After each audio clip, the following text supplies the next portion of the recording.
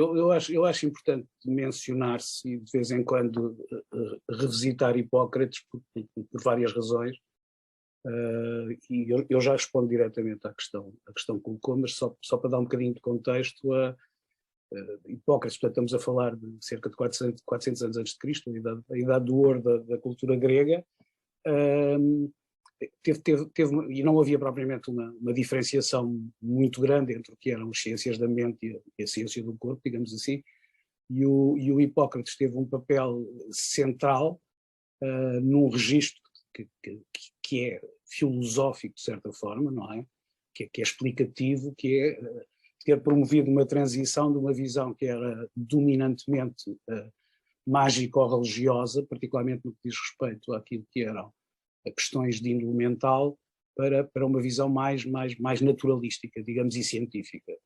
E talvez o exemplo mais conhecido seja a ideia de ter sido o primeiro a dizer que a epilepsia não era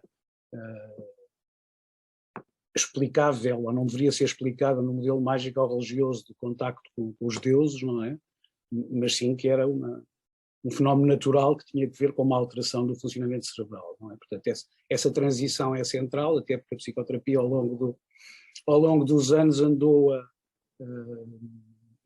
vaguear, digamos assim, por terrenos mais ou menos científicos, ou mais ou menos naturalísticos, digamos assim, e mais ou menos mágico-religiosos, e sendo que hoje em dia ainda existem, digamos, visões mágico-religiosas da psicoterapia, não vou agora debruçar-me sobre elas. Depois queria dizer também que duas considerações que o Hipócrates faz e que, do meu ponto de vista, são altamente relevantes na psicoterapia hoje em dia, e curiosamente a investigação dos últimos anos tem claramente mostrado que elas são centrais em psicoterapia.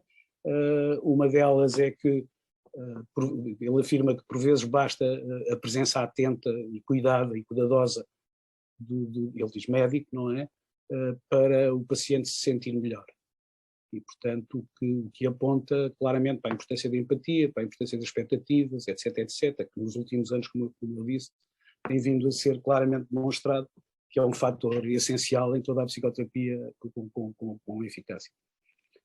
A outra é que, mais importante que a doença ou que a perturbação que o paciente tem é a pessoa que o paciente é.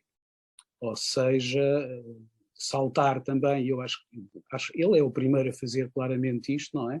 E que nos últimos anos, como eu disse, tem vindo a ser mostrado que em psicoterapia as tomadas de decisão psicoterapêuticas fazem muito mais sentido ser tomadas em função de variáveis do paciente, tanto de traço como de estado, do que propriamente em critérios nosológicos, não é? E, portanto, essas características mais importantes do que a perturbação é exatamente uma essência psicológica que deve estar na base da tomada de decisão.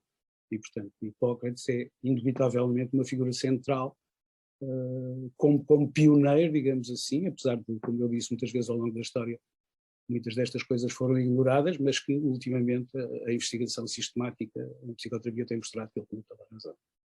Relativamente à questão do julgamento propriamente dito, há aqui uma diferença que é os psicólogos. A palavra psicólogo são os psicólogos todos, sendo que o julgamento de hipótese está feito ou foi criado para pessoas que se dedicam essencialmente a questões, digamos, de saúde, não é? E de cuidado. Portanto, eventualmente pensando nas profissões de cuidados, não é? Neste caso estamos a falar de cuidado clínico, de psicológico clínico, eu acho que faria sentido. Acho que faria sentido, sendo que a pergunta também implica se seria o juramento todo. O juramento todo tem 10 itens, e é a versão de 1983, que é usada hoje pela Associação Internacional de Medicina. Eu acho que todos eles fazem sentido. Não vou enumerá-los, não faz sentido nenhum. Eu acrescentaria para os psicoterapeutas dois, ou para os psicólogos clínicos psicoterapeutas dois.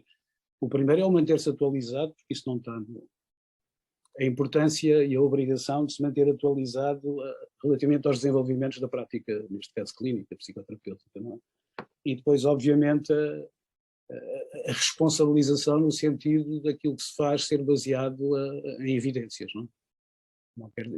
Ou seja, eu acho que a terapia é um laboratório, prática terapêutica é de certa forma um laboratório para levantar questões que faz sentido serem investigadas, E a investigação é, obviamente, um laboratório, um outro tipo de laboratório, para sugerir intervenções que faz sentido serem postas em prática e também clinicamente ver o que é que acontece, não é? Quer dizer, como se fosse uma estrada com dois sentidos, digamos assim. Portanto, isso é uma questão que eu acho que deveria,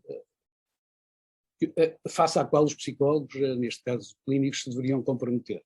A outra, talvez, que não está no juramento, provavelmente que ele é pensado num espírito mais filosófico, que é a ideia dos clínicos se comprometerem a seguir o código de ética da associação, não é?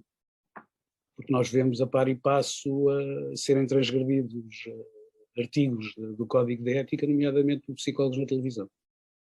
E, portanto, acho que a responsabilização e o juramento inerente a cumprir o código de ética seria outro elemento que eu acrescentaria ao juramento de Hipócrates.